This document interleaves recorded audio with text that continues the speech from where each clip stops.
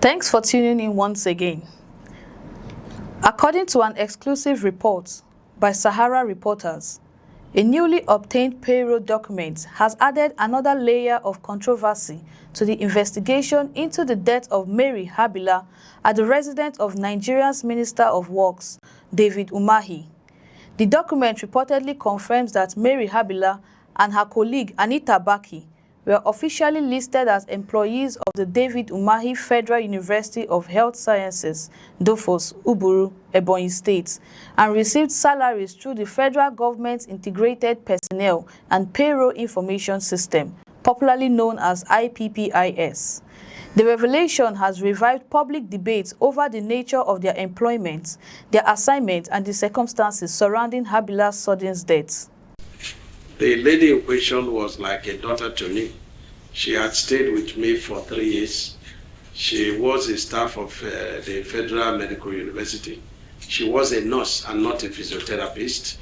And the family and my family are like one family. And she has her medical records in Turkish hospital, being paid by us. And she spoke to her boyfriend at the hour of her death and complaining that she was bleeding from the nose. And the boyfriend said, no, you have to report. You see, it has stopped. So the boyfriend said, listen, I will not continue this conversation since you are bleeding. It will increase the bleeding. And she told the boyfriend, don't cut the call. The boyfriend cut the call. And 3 minutes later, the boyfriend called again. She was not responding.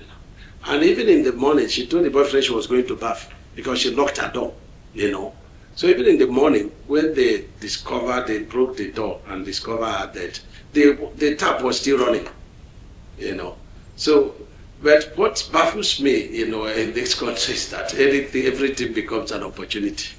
Now, there is a guest house where her and the second medical person stayed. And that is very far from where I stay. And so it means that, God forbid, somebody dies in Ministry of Works, the minister must be accountable to that. Is that what they say?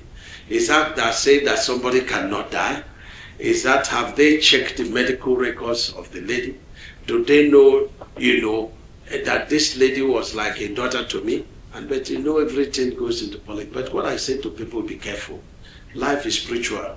When you want to use the unfortunate death of a young girl to play politics, if we have hands in the killings, it will follow us in our family. But if we don't have hands and you are jumping into it, behold, this is David. I'm a man of full grace. You don't, tackle me anyhow and you go out of it. The payroll record is significant because it appears to support previous reports that both women were on the university's payroll, despite reportedly working around the Minister of Works. Sahara reporters said it reviewed the payroll documents and confirmed that Mary Habila appeared as staff number 508 with IPPIS number DU 2500148, while Anita Baaki Mumun was listed as staff number 474 with IPPIS number DU 250044. The report also stated that both women were among 549 university staff members listed without National Housing Fund account numbers. While the payroll appears to confirm they were being paid through the university, it does not by itself establish how their day-to-day activities were assigned or whether any employment procedures were breached. The development comes as investigators continue examining the circumstances surrounding Habila's death on June 27th at David Umahi's residence in Uburu or Hazara local government area of Ebonyi State.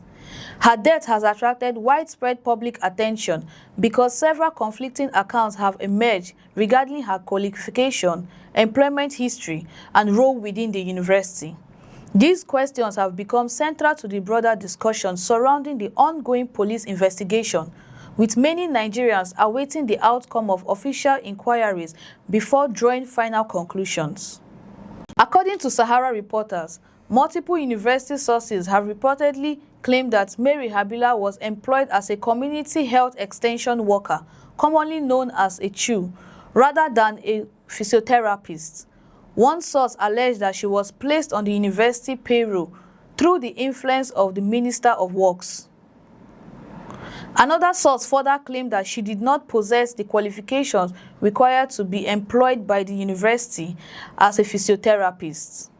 These allegations have not been independently verified by the authorities, and the university has not publicly confirmed the claims contained in the reports.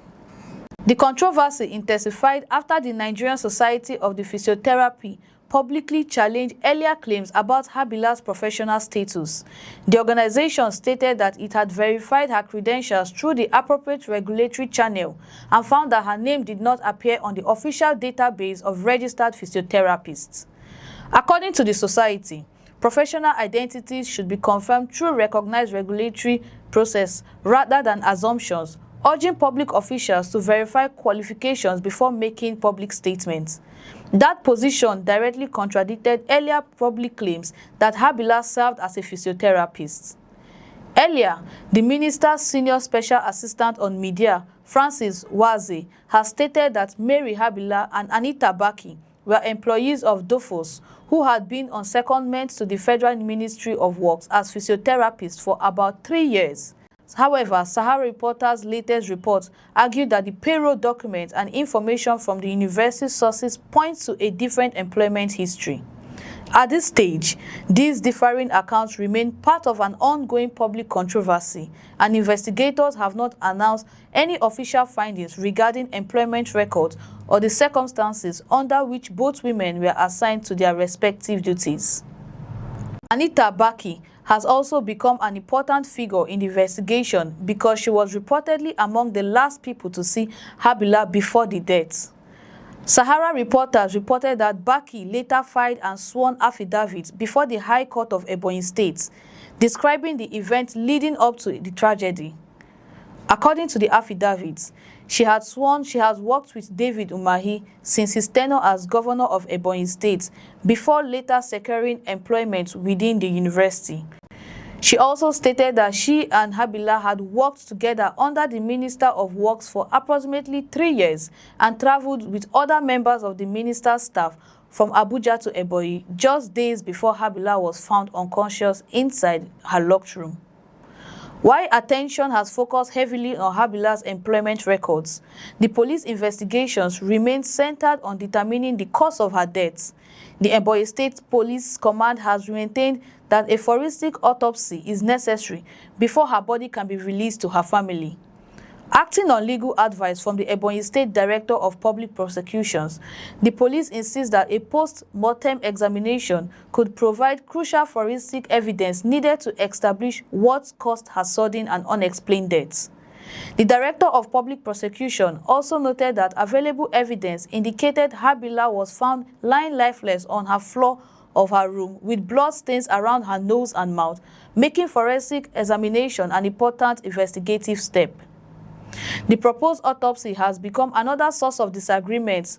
Habila's family has repeatedly appealed to the authorities to release her body without conducting any post-mortem examination. Her father, Wisdom Habila, has publicly stated that the family is not accusing anyone of causing her death, but simply wishes to bury their daughter without any further delay. The family has also filed an affidavit before the High Court opposing the autopsy and requesting that her remains be released intact. Because of these disagreements, her burial has been postponed indefinitely and while the legal investigative process continues. Minister David Umahi has consistently denied any wrongdoing and publicly stated that he supports a comprehensive forensic investigation to determine the exact cause of Mary Habila's death. He has urged Nigerians to allow investigators to complete their work before reaching conclusion. As police continue gathering evidence, the newly reported payroll document is likely to attract further public attention because it introduces additional questions about employment records, official responsibilities, and the relationship between the university and the minister's office. Whether the document ultimately changes the direction of the investigation remains uncertain. but it has undoubtedly intensified public interest in a case that continues to generate national debate while official investigations remain ongoing.